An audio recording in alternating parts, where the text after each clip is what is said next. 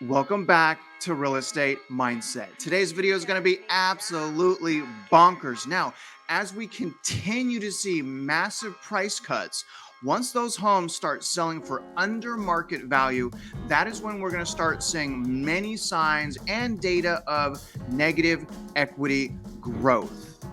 Now, what's really going to be interesting, you guys, and I hope you pay attention to this, but watch the fear of missing out continue to spread and transition from buyers into sellers. And don't forget this lesson, you guys. Don't forget what you're about to witness, because history is going to repeat itself once again. No matter how depressing that is, why can't people just learn? Why can't people learn from others? It is shocking to me. But regardless, you guys, the price cuts are coming. The inventory is coming, and we now have the data. So congratulations if you have been waiting, just like me, to reinvest in real estate. And today what we're going to do is we're going to deep dive into an article by Redfin titled "More than 40% of home sellers are dropping their prices in Salt Lake City, Boise, Sacramento, and other pandemic hot spots." So obviously, you guys, sellers are starting to get it. That fear of missing out is spreading onto the sellers, and the sellers are now shedding so much unrealistic profit off of the top of their listing prices.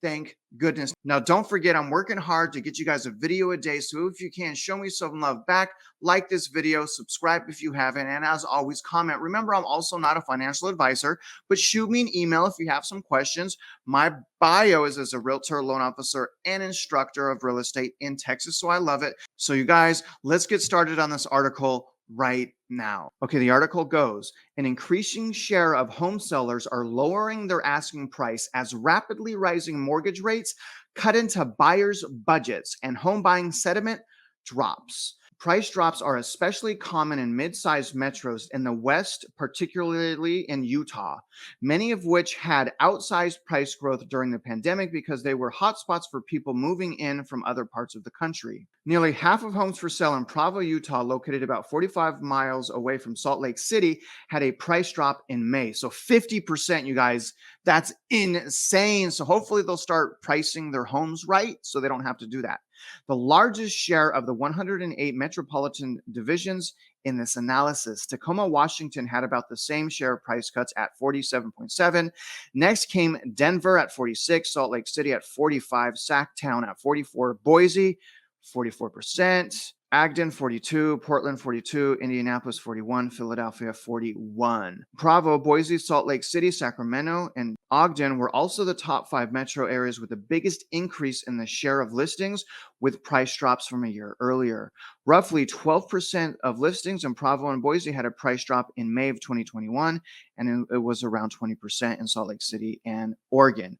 So what that's showing you guys right there is how quickly that is happening, or at least it's showing you guys the difference from a year ago, how barely anyone had price cuts, to fast forward to today, almost more than half of people are going to have price cuts. Now, again, this data is lagging. So as we continue into the summer months and as we go into August, September, the later months like that, we're going to start having a plethora of data.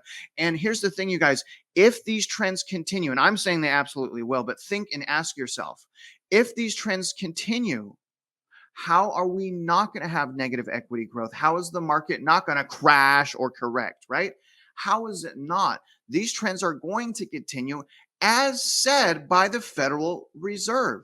There is no surprise here. We finally kind of have a map now, being that the housing market is going to reset. So don't be surprised when it happens. Let's continue on with this article right now. All in all, about half of the metros in this analysis saw more than 25% of home sellers drop their asking price in May.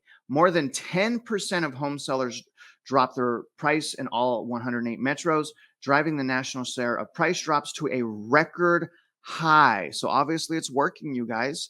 The trends are very clear now. The uptick in price drops is symbolic of the slowdown in the housing market. Many buyers are backing off amid skyrocketing home prices, surging mortgage rates, high inflation, and a faltering stock market. There are two kinds of sellers in today's market: those who already know the market has cooled, and those who are learning about the cooling market as they go through the selling process because they're not listening to their agents. The former wants to sell quickly because the market slows further and they're willing to price slightly below comparable homes in their neighborhood right away. And the latter may have to drop their price if their home doesn't attract buyers within a few weeks. As more sellers come to terms with the slowing market, fewer homes will have price drops. And the reason that is, guys, is we expect them to now start listing their home for at market or because of inventory increase and demand being slaughtered below market value. And that's really what it's saying. If someone right now wants to sell their house, they're going to have to sell it for under market value. But again, you guys, here's the thing: not in all metro areas, right? A lot of metro areas are still a very toxic seller's market. Some of them have shifted to a normal seller's market, and some of them are kind of neutral, right? But it's not yet time. It has not yet fully transitions. So to invest right now, if you've been waiting for a good deal to invest and jump in right now, in my opinion, that's a mistake. Look at all the hard work, self-control, and discipline that we've done. Why jump in right now when we can wait a bit longer and get a deal of our lifetimes? And that's what I'm going after. Let's continue with this article right now. Here's what's really interesting. Many buyers are backing out of the market and even backing out of deals. And some sellers are responding by dropping their price. Some buyers are no longer able to afford the home they want because mortgage rates have increased so much. There aren't nearly as many people moving into the Boise area now that prices have gone through the roof. Ironically, a lot of Boise newcomers are now leaving because the quiet, slow-paced lifestyle that drew them here doesn't exist the way it did before so many people moved in. So you guys, these once affordable places are now turning into the new Southern California, right? This is crazy. No offense if you're from SoCal. I'm also from SoCal. I was from SoCal. I'm now in Texas.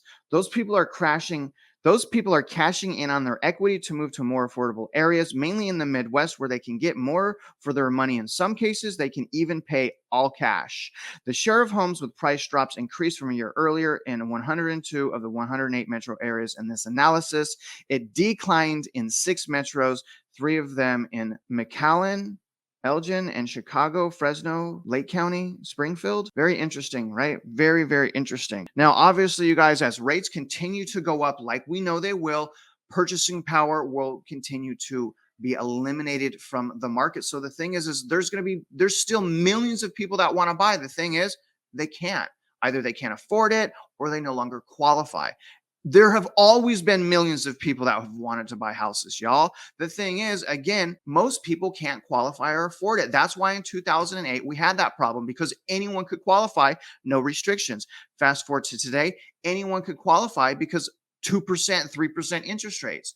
It's all similar problems, different reasons, but similar causes of problems, in my opinion, anyways. Let's continue on with this list, and I'm going to show you guys the cities with the top price cuts right now. Okay, guys, and I encourage you to go into my description and click the link to this article if you want to check this out.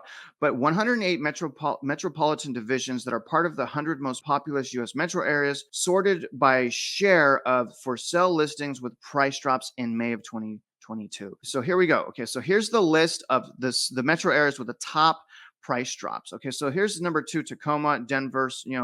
Let's look at Boise. So here's what's interesting about Boise. Look at the change in median home price in 2 years, 66% increase in equity in 2 years. So I think, cities that have this massive equity increase like this are going to be the biggest at risk of negative equity growth. You can already see that happening. And look at here, 65% increase, 47 point. You see what I'm saying, you guys? So, very intriguing. To note, Philadelphia is high on the list as well at 41.2, yet it's under the national average of equity increase. So that's also intriguing. I think a lot of that has to do, you guys, with the job market. But this is a really cool list here. Look at San Diego, 37%. Northport went up 66.7%. Share of price cuts, 39.5. Look at this, you guys. Cape Coral, Florida, in 2 years, 72% equity growth. How the heck is that sustainable? Can someone answer that? Geez, Cape Coral, Florida. Now look at 37.2% of listings, price cut, this median home value right here. Watch this plummet. Watch 1 year from now. Let's see how low this is. 1 year from now, we're going to reference this list and we're going to really see how much these metro areas showed negative equity growth at the end of 2022 and into 2023. That is the list that we're going to use for comparison, or really any list that has current median home values. We're gonna compare that to the list at the end of the year, and that is going to give us the data that I am so desperately wanting right now to show you guys that negative equity growth. But either way, you guys, I really appreciate you watching this video with me. In conclusion, what I want to say is just continue to be patient. Let the interest rates and quantitative tightening continue to do its work, and look for a buying opportunity of a lifetime. Prepare your credit, your income, and your assets. Stay patient, stay confident, love your life, love your family, and from the bottom of my heart, thank you for following along with me. Now, if you're out there investing in real estate, I do wish you luck, and I hope you win.